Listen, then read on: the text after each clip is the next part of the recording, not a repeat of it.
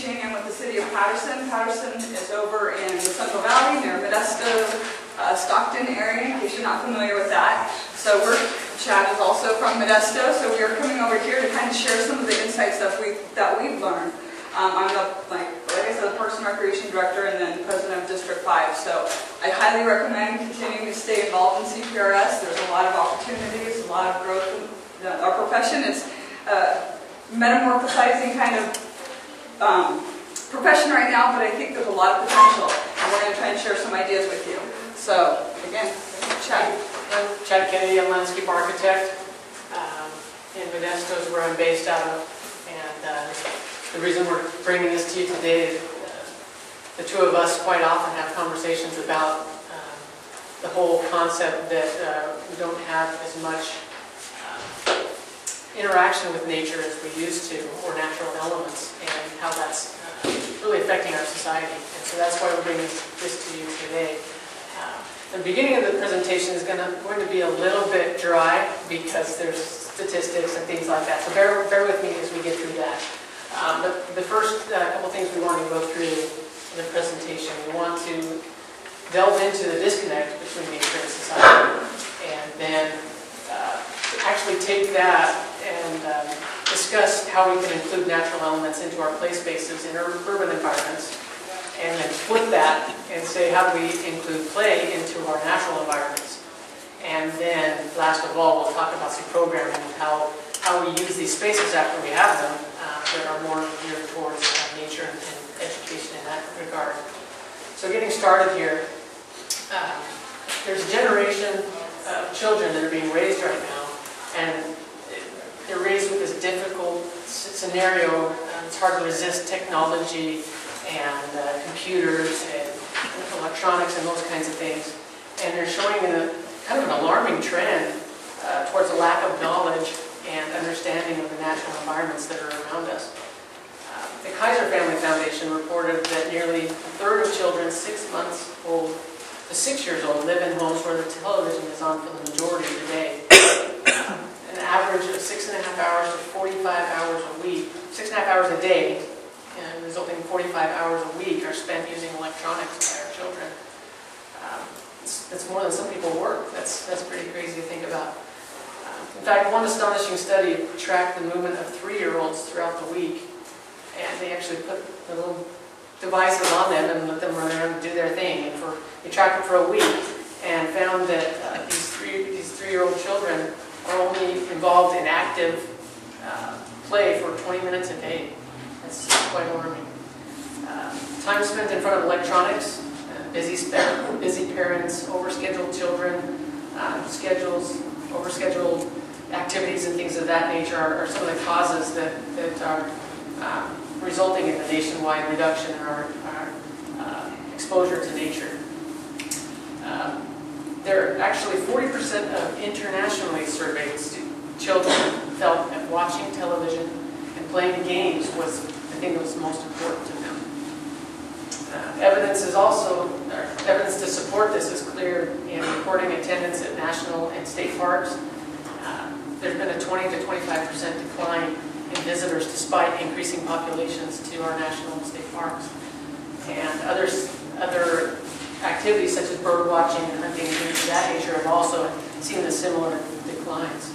It's kind of crazy, really. This phenomenon is increasingly gaining attention by researchers who are interested in finding out what the reasons or the impacts are for the effects of this phenomenon. And despite what the effects are in society, the fact is that it's happening, and we need to do something about it. The extent to which our children are separated from nature is also evident in a national study of elementary school age children, which showed that 84% of children claim their primary source of learning about nature is school or the media. And contrast that to only 9% who actually attribute learning about natural environments to their home or to actually being in nature. That's pretty astounding. There's no educational equivalent to actually holding and feeling a butterfly in your finger. You can't explain that in a whole book. but 2 or 3 minutes of a child holding a butterfly, they can learn a whole lot about the natural environment around them. Now this lack of exposure to nature has been a coin that's been termed, a term that's been coined by Richard Louv, who's a journalist and an author, and he termed it, or coined it in his book, Last Child in the Woods. I saw him speak earlier this week, and he gave an interesting quote from, it's actually in his book too, but he shared it with us. In San Diego there, he was talking to some young children, and one of them said, I prefer to play inside because that's where all the electrical outlets are. So that's pretty interesting information. I'm hoping that my child doesn't say that if someone were to ask them that. So, okay, moving on a little bit here. There's this disconnect happening, but right now we want to talk about the necessity for having that nature. Okay, big deal if nobody's going to nature. Why is that really important? Professionals and researchers who work closely with natural elements have long promoted the effects of nature on health and well-being. There's a researcher named Ulrich, you see his name up there, who did some research related to hospice, hospitals and things of that nature. And so what he found is that patients that were placed in rooms that had views of nature or plants or something of that realm, those patients actually healed faster. They required less pain medication, and they had fewer negative comments about staff and about their time there, and they had less post-surgery complications, and they were able to return home more quickly than those people who were in other rooms that did not have views of a natural environment. Very interesting research that's going on there. Access to outdoor environments increases the speed of recovery and is actually prescribed as part of some recovery programs. So it's not just a benefit that you get from being in that room. They're actually starting to put this into their programs for healing. There are many theories to why this occurs, this phenomenon.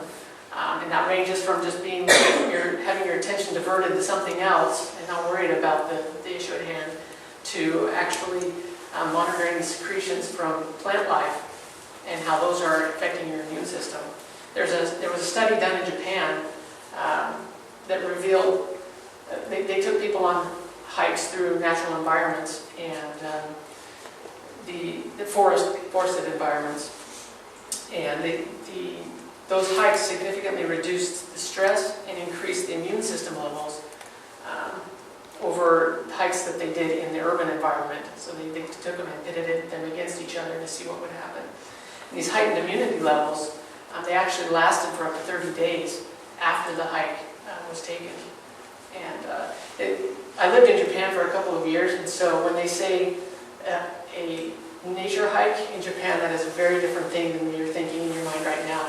A nature hike is probably equivalent to our urban urban hikes or suburban hikes here, and their urban hikes are downtown hikes, no void of vegetation, those kinds of things. So this is really significant,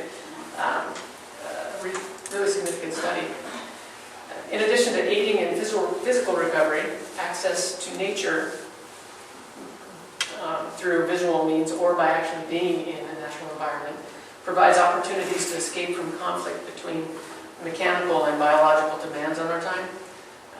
This conflict is much of the cause for undesirable symptoms such as irritability, sleep disorders, clinical depression, headaches, and uneasiness. So this is all dealing with the mental side of things, not as much the healing. The interaction with open natural settings increases activity in the brain's right hemisphere, kind of evens things out, and that's what many of us refer to as clearing our head. It's actually a function in your brain that's happening there. Open spaces are also reportedly associated with psychological emotions, peacefulness, tranquility, relaxation. In fact, hiking in general releases endorphins and adrenaline into the system, and that reduces anxiety and blood pressure. and that results in a better toned body and healthier mental state. Other well-documented mental health benefits associated with green environments include improved cognitive function, so knowing better where you are, improved ability for a proactive approach to life, improved self-mastery and willpower, greater capacity to weather stressors, and overall improved mental stability. Now, these are things that are very hard to quantify, and so this is part of the reason why there's not as much research as we'd like to see out there about how the natural environment affects us. But they can be observed. So some of these studies are more observatory than quantitative.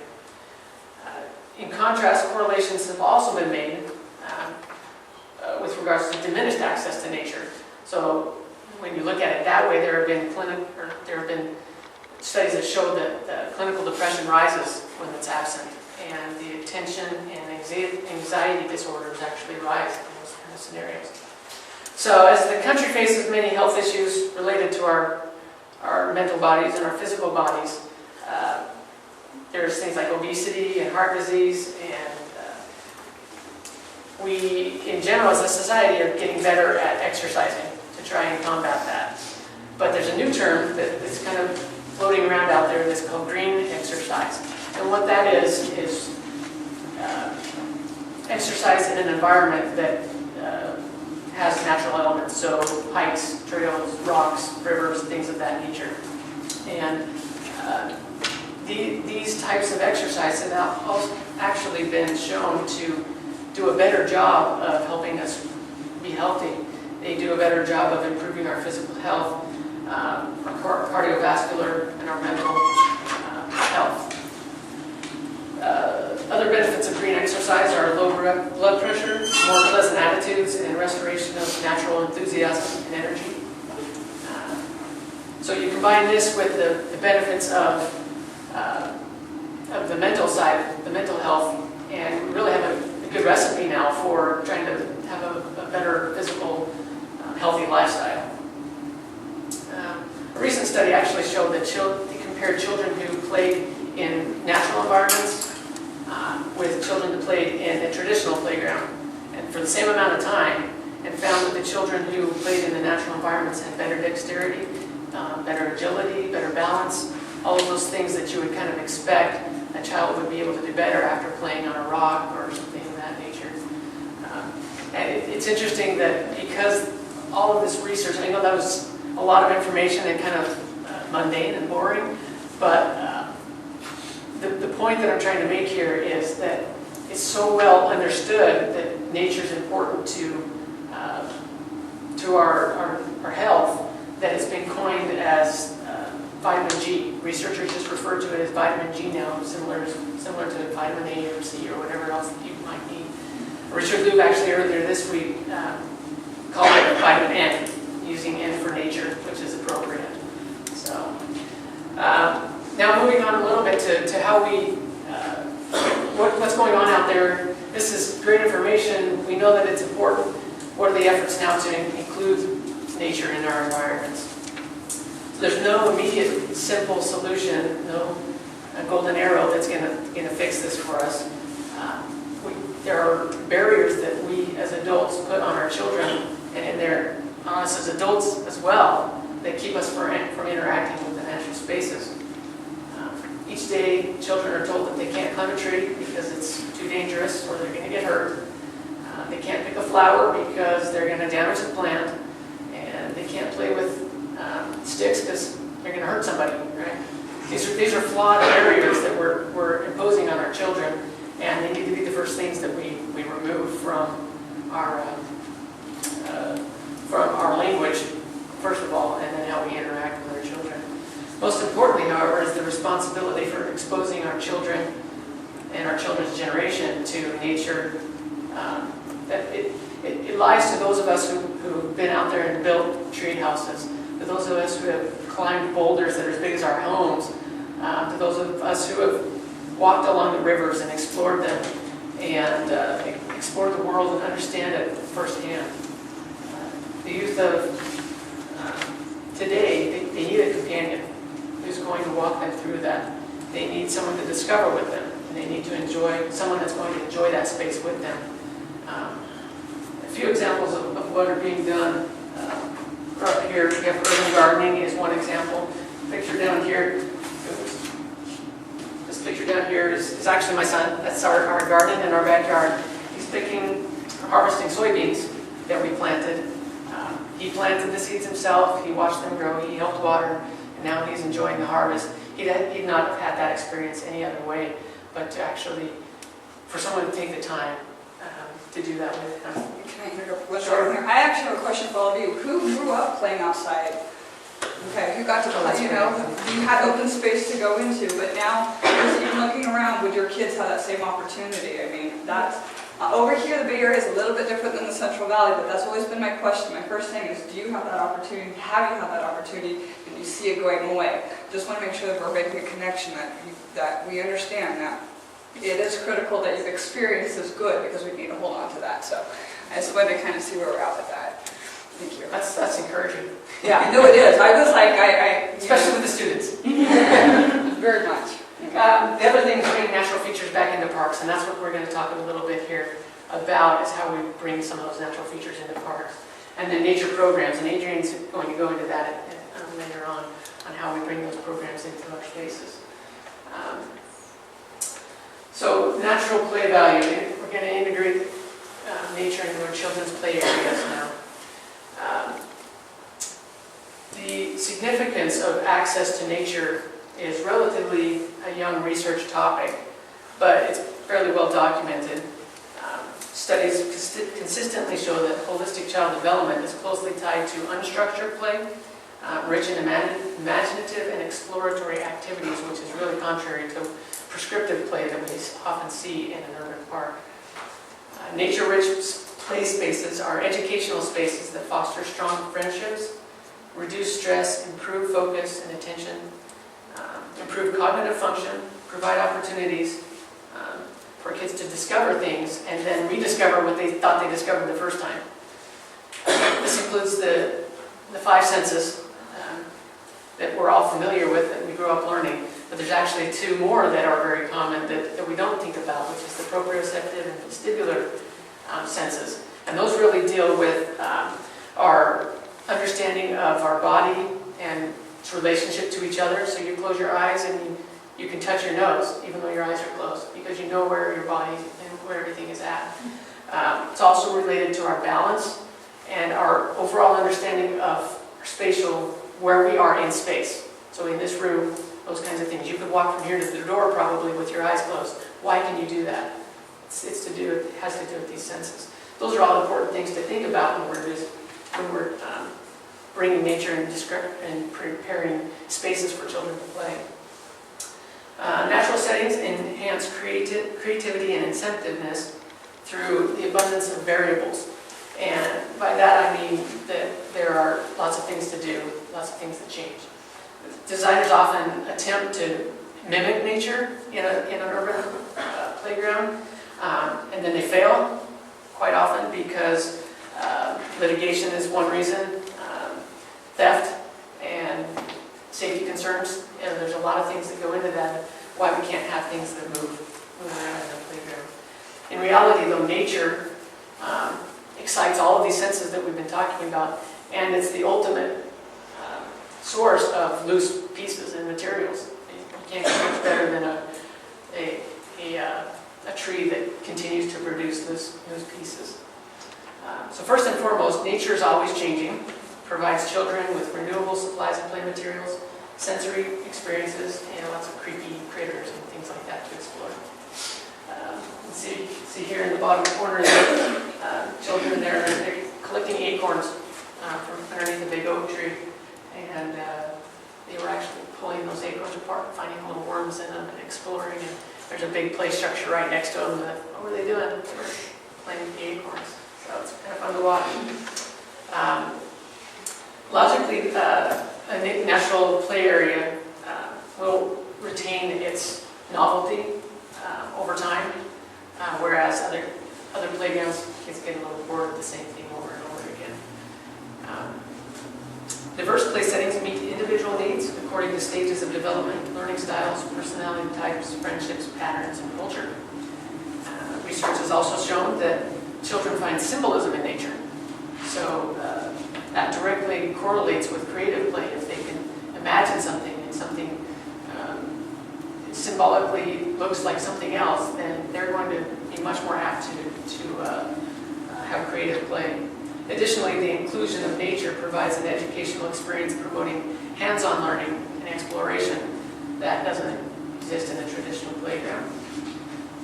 Exploration is also a fundamental form of play and an innate draw to natural settings that is critical to helping the child understand the surrounding landscape.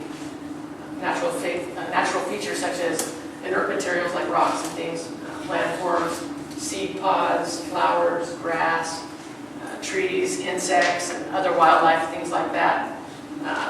Those are all curious specimens that children can collect and explore and have fun with.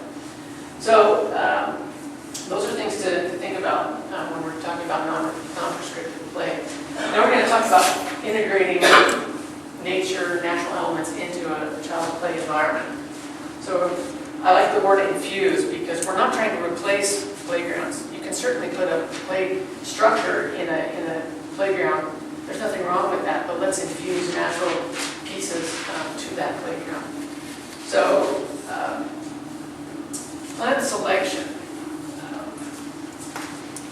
When you choose plants for a playground like this, they ought to be low maintenance as much as possible, durable and resilient.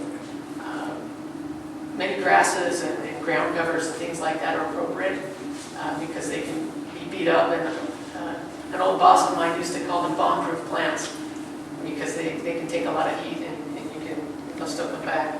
But it's also important to think about these plants. That resilience is really a non-factor until the plants are established. So we really have to think about establishment of these plants and give these plants time before kids start running into the playground and tromping on things. So that's important to remember. With the use of these plants, it's also important to think about maintenance. Grasses should be allowed to grow, to seed, and to germinate. The kids need to see this whole process of the growth cycle. It's as important as the end result of a nice plant. But if you choose the right plants and the right species in the beginning, then there should be little need to prune them later or to manage the size and the type. So they're really reducing maintenance by making the right selections in your plants. As for trees, when they're not in the direct path of travel, you really need to be pruning them differently than you would if they are in a play space. So if they're on a path, you need to raise them up so that people aren't hitting their heads and things like that on them.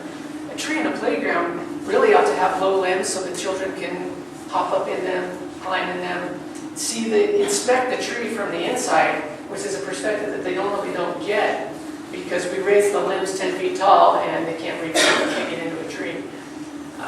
Now there are risk management issues with that we'll talk a little bit later, but interpretive signage is also a great way for children to learn about the environment. And I'll show you some examples in a few minutes about that show some ways that we can integrate that into the play areas. But in urban environments where open spaces are limited, the interaction of children with natural elements is crucial. It's neither necessary nor practical for us to go out and go to a state park or a national park every weekend. It's just not going to happen. And we don't need to do that. We can get these elements into the play spaces. If we include these things, it'll give the children an opportunity to climb, to jump off of, to explore, and to experience pieces of our natural world. This is important. I should bold this or highlight this, use quotations or whatever, but plants should be more of a play feature in this scenario than they are an aesthetic feature. So children really understand this. the adults have no clue. They've lost this many eons ago. And I say adults, I'm probably right in there. I probably say the same things to my kids. But there's really no substitute for being able to pull a plant out of the ground and see the wiggly worms and creeping things in the root ball underneath it, and to feel it and to understand that. I'm going to interject. Sure. Sorry, I'm not on the low scuffling branch. I looked right out here. When you guys get done with this, right out here, there's a tree that has great branches out here. These oaks, I think that's an oak, yeah. Those are beautiful trees that they do have low-lying limbs that kids get up and climb on. So there's just examples everywhere. So when we're done, just take a look at those trees. That's the kind of tree we're talking about, letting it grow and develop that way so kids can climb them. So again, there's just examples everywhere. One phrase that I like to use is that maintenance or the loss of plants in a play space is not vandalism. It's actually just a product of the learning environment. So we need to take that and understand that and plan for that in our maintenance programs and our capital projects before we get to the point of building these play spaces. That there's going to be time necessary to replace these plants, to fence it off and restore it if needs be, those kinds of things. That being said, there are actually reports that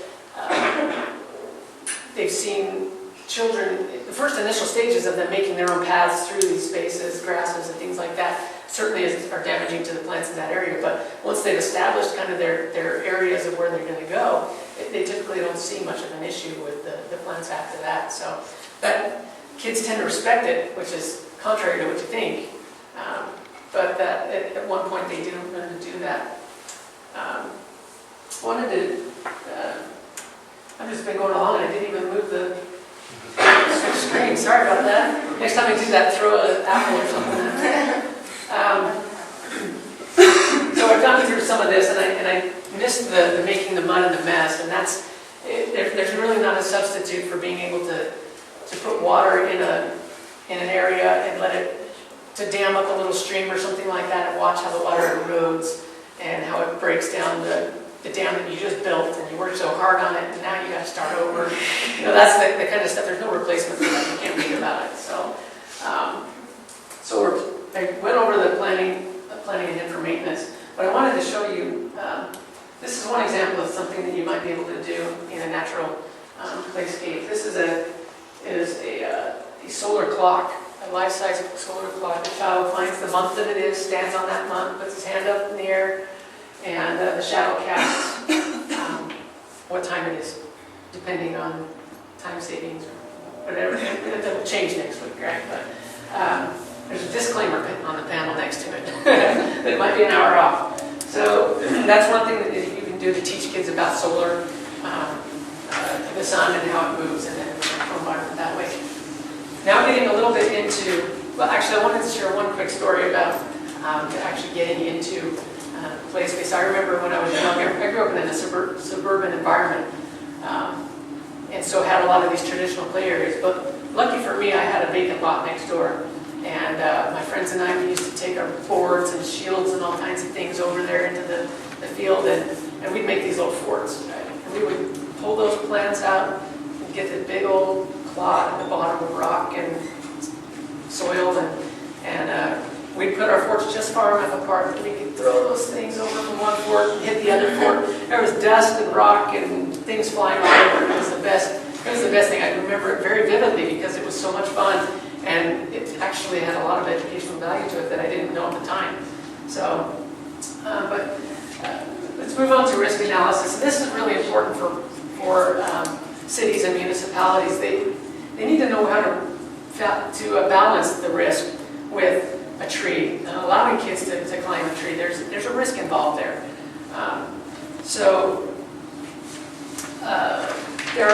There are ASTM standards which regulate the playgrounds that we design, and that's important to realize that we can't change those. And they're very appropriate still for a nature-based playground as well. However, these standards, they're primarily geared towards structures and play features and not necessarily to natural environments unless they're encroaching within a child's play structure or something like that. So we have a little more leeway to deal with those things. Following ideas are, there are a few basic ideas for limiting risk management. So first of all, you can pre-identify trees that are appropriate for climbing. So once you've identified those trees, you can mulch under them to make sure that if a child does fall out of them, that it's a little safer. They have something softer to land on, minimize that injury. Properly pruning the trees also, looking for areas for hazards. And I say hazards, not risk, because risk is important to figure out, but hazards are important to get rid of. So we can review these trees and prune out the hazards. You can actually take ASTM standards for protrusions and entanglements and prune a tree accordingly so that minimizes opportunity for a child to get stuck in a branch or something like that. Among other things, preserving sight lines in a play space, avoiding large boulders or narrow pathways next to a steep embankment or something like that, and adhering to ADA standards and clearly defining a boundary within which kids can explore and move around in are all good ways to manage your risk. And it's all good practice anyways, but it's a good way it's a good thing to include in your risk management programs. Okay, so now how do we infuse play into a natural setting? So we flip it here. Instead of trying to get natural things into a play setting, we switched it here. So I'm thinking here of bikeways, trails, national forests, things like that. When designing a play area within a natural setting, we need to be cognizant of the context and the scale of the space that we're in. So when I say that, I'm thinking of if we're in the high Sierras on a nice path through the pines, we don't want to come to a play space that is full of drums and chimes and banging things and 20-foot slides where there's a bunch of kids screaming, and it's not appropriate for the scale or the context of the place. So a playscape in that type of a scenario with telescopes, rope bridges and rope swings, boulders, and other sensory-rich activities is far more appropriate and a better educational tool. So one play philosophy related to this concept, it's gaining actually a lot of attention, is it's creating play trails rather than playgrounds. And the concept there is along the trail you make little play pods, if you will, that are just far enough apart that you can see the next one, but you don't know exactly what's over there. Right? So this is appropriate for bike paths, trails, and green belts, places like that. The intent here is to engage families instead of a single demographic like the exerciser. Somebody who's out there just exercising, something like that. So PlayCorps and the National Learning Initiative has actually put out a book and a binder about this, and they can go into far more depth than I can in the 10 minutes that I have to spend on this. So if you have some time, look into that, PlayCorps and the National Learning Initiative. An additional way of infusing play into nature is to use natural features of the site to encourage interest and exploration. This can be done using the topography of the area, or you mound things up so they can barely see what's over there, and it causes creates some interest. Also, the use of native or interesting flora. So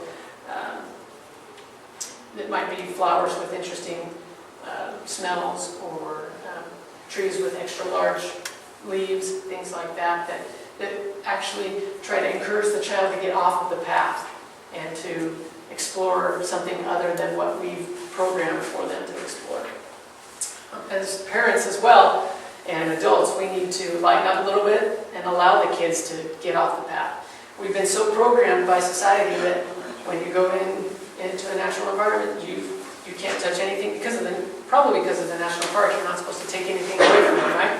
So we tell our kids, don't touch that plant, don't get off the path, you're going to ruin something. Well, we need to get away from that a little bit.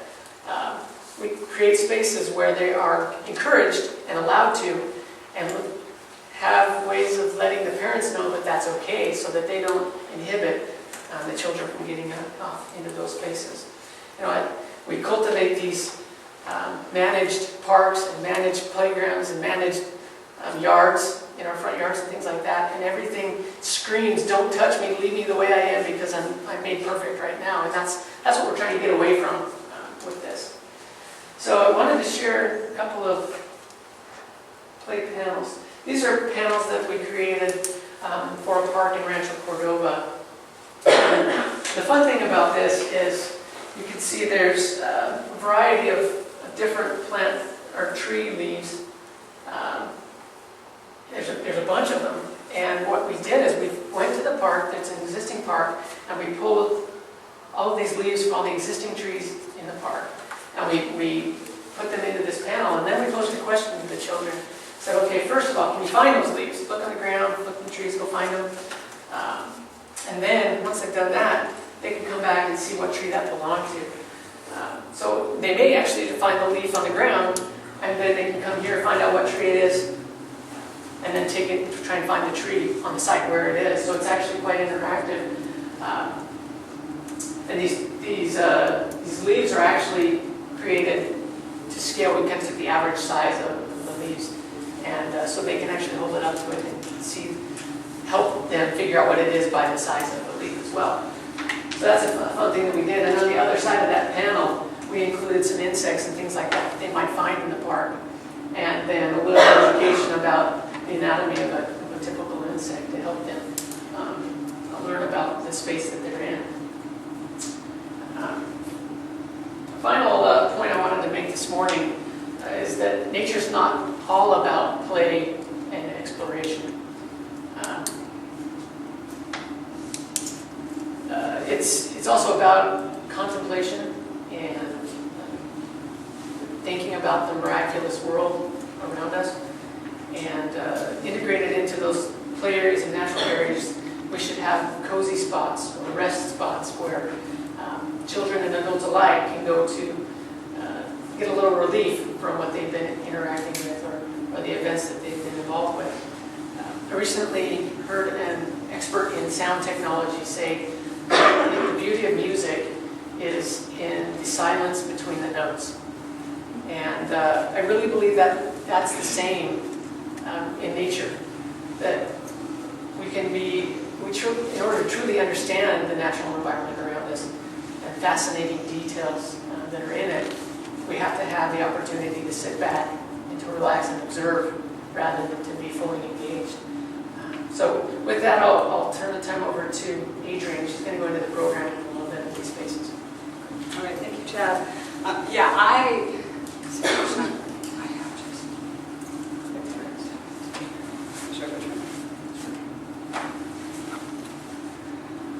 My expertise in what I've been working on in our city is actually getting out and enjoying these spaces. In Patterson, in a city environment, municipal recreation, we're totally bound to these urban or these manicured parks that he was saying. Your front lawn, your parks are manicured, you mow them every day, you place a tree here, you have your very standard playground equipment, and to me that's just getting so boring. I'm like, oh, yuck, it's everywhere. Every playground looks the same, every park looks the same. And with the new water standards, we can no longer put these massive manicured parks in there. We need to look at it differently. We can't keep wasting the resources that we do have. So one of the things that I thought was important, I had an opportunity to be a part of the travel and tourism through the county, and in Patterson, we are a very small little town, and we're completely surrounded by farmland. So you can't go and play on somebody's farm. You can't go, just build your fort. So these open spaces, even though it's around us, the kids cannot play in them. And I learned that with my family. My kids, I'm like, go outside and play. When I was a kid, I'd run all over the place. But what I noticed was happening was, you can only go to the edge of the town, and then you're in a farm. And so it's like you can't go pick their tomatoes and as much, it's too private land, it's not accessible. And then we started seeing a lot of, my kids didn't want to play outside because it was dangerous. dangerous. There's a lot of kids, a lot of people were moving into town with just some really not healthy behaviors, and so my children didn't even want to play outside anymore. They came inside, and it was really disturbing seeing that trend, and I'm like, there's got to be something different, and that's when I started thinking about, what other opportunities there were. And like I said, I was part of a travel tourism program with the county, and the county had park systems here, more regional park systems. They existed, we just really didn't know about them.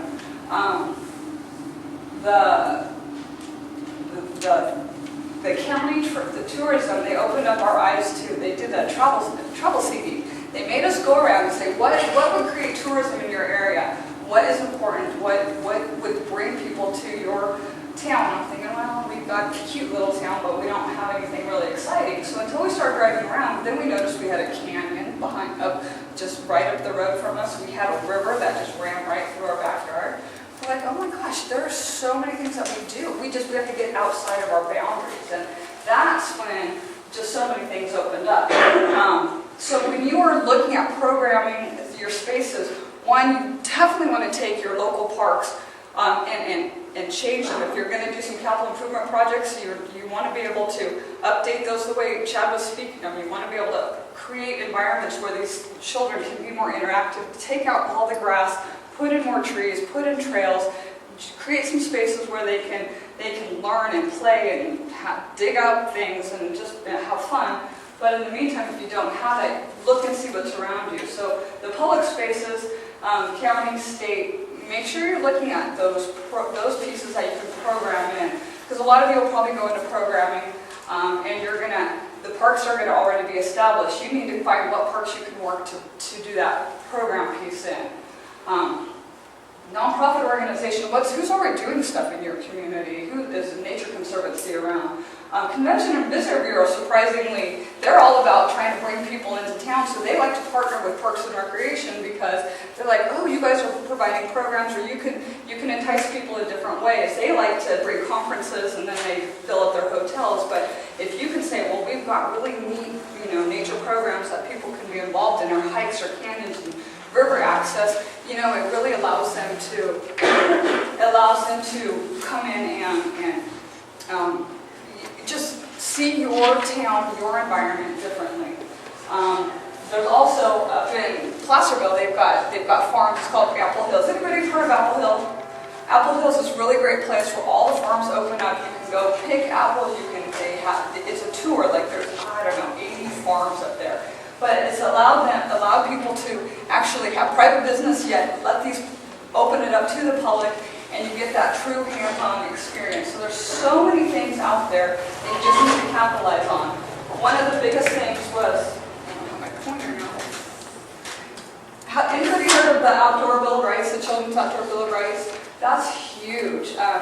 There's 10 things that they're saying children under 14 should do, that children should do before they turn 14. Unfortunately, I can't read that. I go into another program where we expand on that in a little bit. But just in our county, this is the San Joaquin River, and we found the Las Palmas Fishing Access, which was about 6 miles south of the Grayson Park. So we found a way to get in, go on the river, we see egrets, we see natural environment, and this was just in our backyard. Everybody told us, don't go in the river, it's all dirty and polluted. And yes, that river is polluted because we're all surrounded by farms, but we're not swimming in it, we're kayaking on it, and we get to bring people in here and show them, look how beautiful this is. It's in our own backyard. It's 5 minutes from downtown Patterson. We also started getting our bikers involved and taking them on bike rides up the canyon. So it's just very simple things, all volunteers that are doing these programs, the kayaks programs, the bike programs. So I want you guys to think about some opportunities that you can have with your parks. When you are planning programs, all your elements are totally intact. You need to make sure that you've got identify who can help you, who knows information. You have natural historians. You have, my old timers, oh my gosh, they know all about the history of your community. What can you glean from them? Naturalists, there's a lot of people that are studying just biology and geology, and so you want to tap into those people that have that knowledge. Tap into your schools that are already in parks and recreation. Reach out to find people that can help you. When we were doing the canoe trips, we had to get certified in how to teach people how to, we were canoe guides, that's what we were certified in, but first aid, CPR. If you are going to go out hiking, biking, going out in the natural environment, you do have to manage that risk. I totally promote open or drop-in recreation, but if you're going to do programmed recreation, that increases your liability. When you are doing programmed recreation, then you want to make sure you have your registration forms, liability waivers. You need to make sure that those pieces are intact. That's really, really important. But that knowing that you have very specific things you have to do allows you to still get into that environment, and you can still have fun with it. Advertising, public relations, get the word out. We did our hikes, bikes, and kayaks program for your health. We partnered with our healthcare task force. There's amazing partners that you can find out there. They supported all our programs. We provide the volunteers. They provide the liability. So this is a group of kids that we started taking into our youth outdoor ambassador program. We're teaching them how to canoe. We're taking them on the 10 things they should do before they turn 14. So we are taking them through the entire outdoor Bill of Rights. This is just our hike program up in Del Prado Canyon. Their creek was running full. This lady actually didn't quite make it across the river, but I didn't have her the creek. I didn't get a picture of her falling in, but that was fun to watch. But she did it. She did it okay. Got a little wet, dried off. But they all got to explore. They're out there. You're showing them what your environment can hold. And half the people that we took on hikes were like, I didn't even know this area existed. So really, really just take that opportunity to find what's out there and figure a way to get into it. One thing when you're doing programs, make sure you're consistent with your programs, times, locations. Don't change the date. If you set the date, commit to it.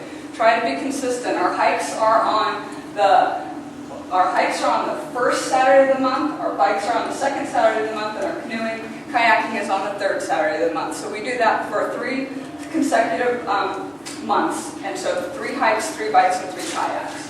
And again, everybody completely volunteers their time. Make sure you have the proper materials and supplies. We had to find the 12 trust to give us canoes, and the Boy Scouts. Always do a pre-trip test run, because especially when you're kayaking or canoeing, you want to make sure you got somebody to pick you up, because it's easy to go downtown. And make sure if you start, take your keys with you till you get to the end. We did that once. We forgot all the keys at the beginning, and we had to hitchhike back to get our car. So that was exciting and a learning experience. And then just like your evaluation today, always do a post-trip evaluation. What went right, what went wrong. But don't be afraid of it. Enjoy it. Embrace it. Embrace play, embrace nature. Get everybody out there. Get your children out there, and let's make sure that we have it for our future. So anyway, if you have any questions, I know we're out of time, but I want to definitely answer any questions that you may have. Actually, we have 2 minutes. Oh, we have 2 minutes today. I was trying to whip through that. Yes, sir. Your hiking, biking, canoeing trips, are they free to the public? Or? Free, yeah. Okay. Yeah, true. We made sure these were all free because we want people to explore. They just need to register ahead of time. Mm-hmm. No, actually, we would like to, but they never do. Okay. So we stopped trying to make that a requirement. We just say consistently at 9 o'clock we start at City Hall. Whoever shows up, we come up with a plan. First come, first served. Yeah, and pretty much everybody is gone. We get about 20 people hiking. The canoes and kayaking, about 6 or 7, but this is our second year doing everything. Biking kind of varies, about 10 to 15 people. In addition to the programs that you mentioned, Adrienne, there are some programs out there that are employing a nature guide kind of that goes to their urban parks that have some of these natural elements included in them, and they teach the children how to do things and kind of just be a guide there to give them a little push-up, because a lot of these children don't know how to interact with nature right now. So they give them a little shove, and they travel between parks, and I guess they've been reported that parents are starting to call to find out which park that guide is going to be in, those kinds of things. So that's another idea. Yeah, so you mentioned budgeting in there, so how are you budgeting that? Is it subsidized by your city or? Well, the equipment that is for our core issue to all these things is transportation. So the city does have a city van that we do pay a staff person, a rec leader, to drive with us. Or we also, the van takes us up to hiking, or you can caravan. They'll follow us up to our drop-off point. But yes, the vehicle transportation is the main subsidized. Everything else is free. If that's it, go outside, enjoy nature, get your family and friends out there. It's important. We need to encourage it. All right, thank you so much. Adrienne, that was great.